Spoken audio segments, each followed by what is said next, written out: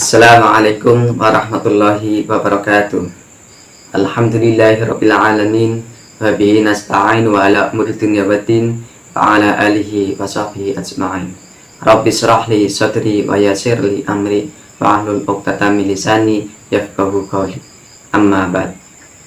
Anak-anakku sekalian yang saya cintai dan yang saya banggakan, dari SD Negeri Sekecamatan Karangmonsal, marilah kita panjatkan puja dan puji syukur kehadirat Allah Subhanahu wa Ta'ala yang telah memberikan kita berbagai kenikmatan yang kita sadari maupun yang tidak kita sadari, sehingga kita masih bisa menjalankan ibadah puasa hingga sampai saat ini.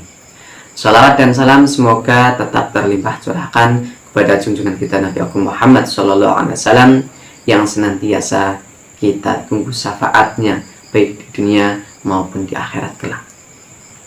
Anak-anakku sekalian, pada kesempatan kali ini kita akan membahas masalah zakat fitrah.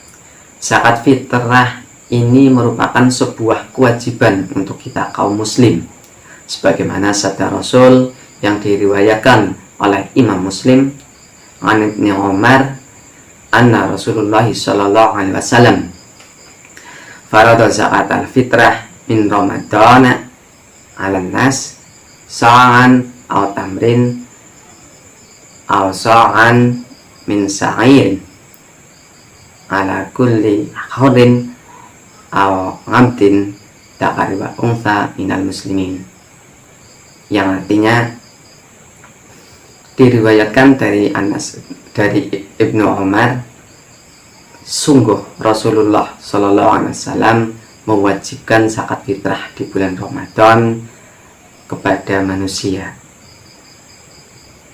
sejumlah 1 sok kurma ataupun 1 sok gandum, dan itu untuk setiap orang yang merdeka maupun budak, laki-laki ataupun perempuan muslim dari golongan orang-orang muslim. Dari hadis tersebut sudah jelas bahwa zakat fitrah itu wajib untuk kita orang muslim, baik itu orang yang merdeka maupun budak, entah itu anak-anak ataupun orang dewasa, laki-laki ataupun perempuan, bahkan masih bayi pun itu punya kewajiban membayar zakat fitrah. Tentunya kewajiban itu menjadi tanggungannya si wali, yakni ayahnya. Jadi ketika kalian memiliki adik yang baru lahir selama sebelum maghrib pada tanggal 30 Ramadan, maka dia punya kewajiban untuk membayar zakat fitrah. Kemudian adapun orang yang menerima dari zakat fitrah tersebut, yang pertama adalah fakir. Fakir adalah orang yang tidak memiliki pekerjaan sementara dia punya tanggungan, baik itu untuk yang dinafkahinya ataupun dirinya sendiri. Kemudian yang kedua adalah miskin, yakni orang yang punya pekerjaan tapi belum mencukupi. Yang ketiga adalah amil. Amil adalah orang yang mengurus atau mengelola zakat fitrah tersebut. Kemudian yang keempat itu ada mu'alaf. Mu'alaf itu orang yang baru masuk Islam tetapi imannya masih lemah, atau orang yang baru masuk Islam imannya kuat tetapi dia punya pengaruh untuk orang-orang di sekitarnya, maka itu pun berhak mendapatkan zakat fitrah. Kemudian yang kelima itu ada hamba sahaya atau budak, dimana sekarang sudah tidak ada. Kemudian yang keenam itu ada gharim, orang yang punya banyak hutang, tetapi di sini hutangnya adalah untuk kebaikan, bukan untuk kemaksiatan. Yang ketujuh ada sabilillah, orang yang berperang di jalan Allah, tetapi kemudian di saat sekarang tidak ada perang. Itu juga bisa berlaku untuk orang-orang yang berada di jalan kebenaran. Artinya seperti contoh orang yang mengisi pengajian dalam pengajian rutinan mingguan ataupun bulanan. Bisa juga untuk imam musola atau masjid di desa-desa yang tidak memiliki gaji, maka mereka berhak untuk mendapatkan zakat fitrah tersebut.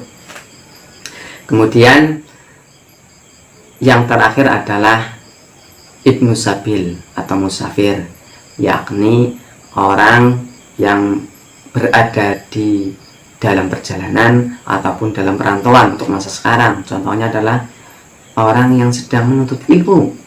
Ini biasanya adalah orang yang mondok. Kalau mondok itu biasanya nginep di sana jauh, maka dia pun berhak mendapatkan zakat fitrah tersebut. Itulah 8 orang yang berhak mendapatkan zakat fitrah.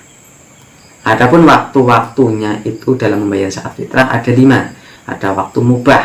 Waktu mubah itu adalah tanggal 1 Ramadan hingga 30 Ramadan.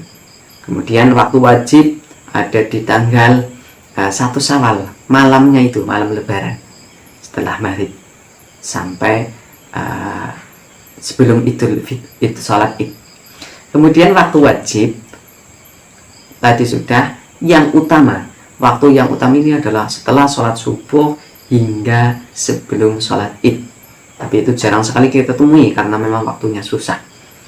Kemudian waktu makruh ada di waktu setelah sholat id hingga akan terbenamnya matahari pada 1 Syawal. Selanjutnya waktu haram ada di tanggal 2 Hijriah atau waktu maghrib selesai, setelah itu baru membayar zakat fitrah. Itu adalah waktu haram, itu dibunyikan sebagai sedekah. Jadi seperti itu kurang lebihnya untuk ketentuannya. Adapun hikmah dari zakat fitrah adalah 1, itu tentu kita mendapat pahala, tapi kemudian di samping mendapatkan pahala, zakat fitrah mensucikan jiwa kita. Di samping itu zakat fitrah juga menyempurnakan ibadah puasa kita selama Ramadan. Dan untuk hablum minanas, zakat fitrah itu kita bisa memberi kepada fakir miskin, sehingga mereka bisa merasakan apa yang kita rasakan. Karena kita membayar zakat fitrah adalah sesuai dengan apa yang kita makan setiap hari. Tidak boleh untuk zakat fitrah membeli beras yang lebih jelek dari makanan kita sehari-hari.